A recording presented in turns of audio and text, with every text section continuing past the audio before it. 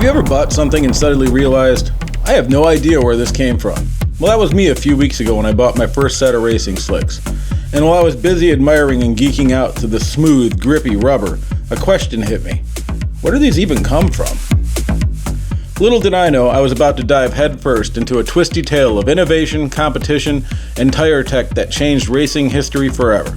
Today we're breaking down pivotal moments in the evolution of motorcycle racing slicks, from sketchy post-war rubber to the tech-loaded wonders of MotoGP in 2025. So stick around, because what's underneath your bike might just be smarter than what's riding it.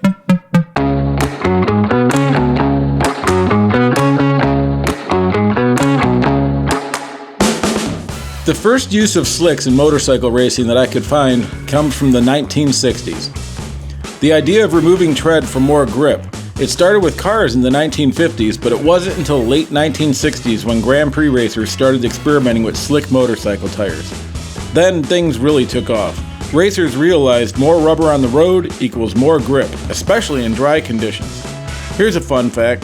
Some of these early slicks were literally hand-cut treaded tires shaved down to the bare carcass. Sketchy?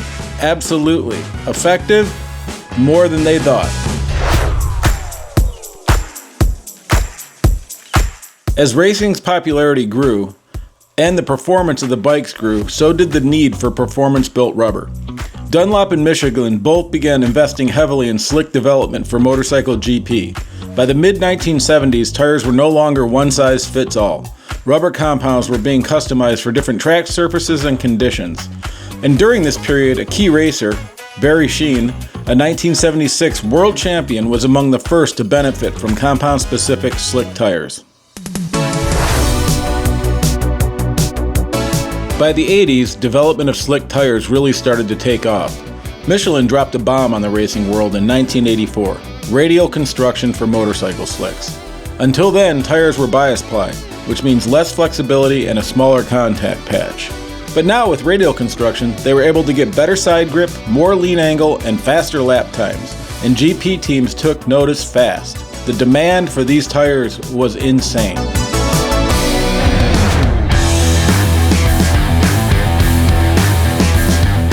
By the beginning of the 1990s, every manufacturer was now in a full-on compound war. Soft versus hard, dual compound versus single, even experimental rubber blends using silica. This was the decade when slick tires became chemistry experiments. Michelin, Dunlop, and Bridgestone kept one-upping each other, with custom tires built for each rider and each track. It was almost too much. Almost.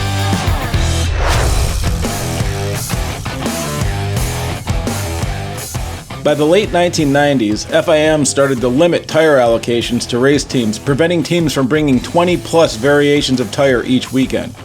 This began the push toward more universal race slicks. By the 2000s, almost out of nowhere, Bridgestone tires came and tried to take over MotoGP. By 2007, Bridgestone was dominating. Casey Stoner's 2007 championship on the Ducati Desmodici was a slick showcase.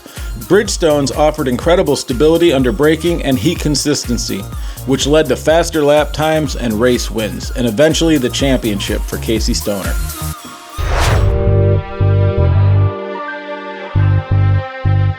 In what some people consider a slightly controversial move, in 2009, MotoGP officially standardized tires. Bridgestone became the sole provider to all of MotoGP. This shifted focus to chassis tire integration, and race teams spent a lot more time with that compared to just searching for the proper compound. Bikes were now designed around the tire's behavior.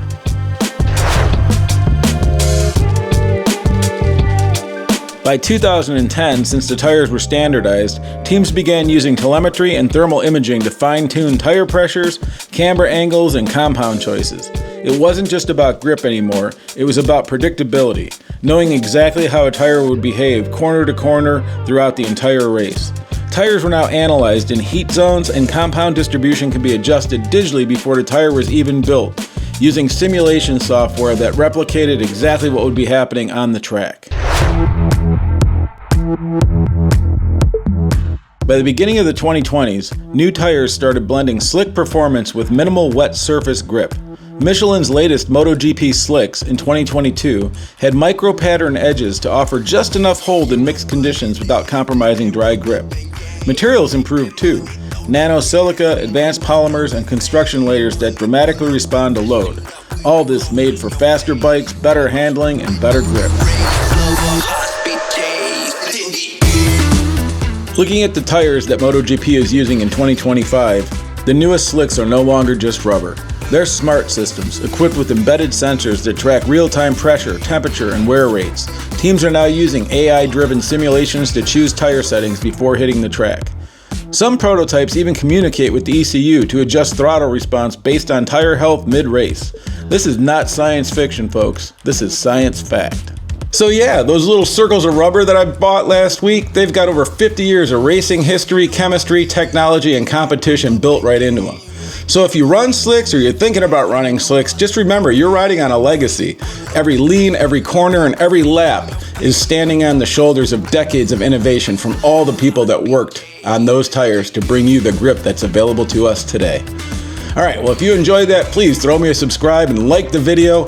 We do everything motorcycle here, so come on back. And as we always say, if it works, it ain't dumb. See you on the next one.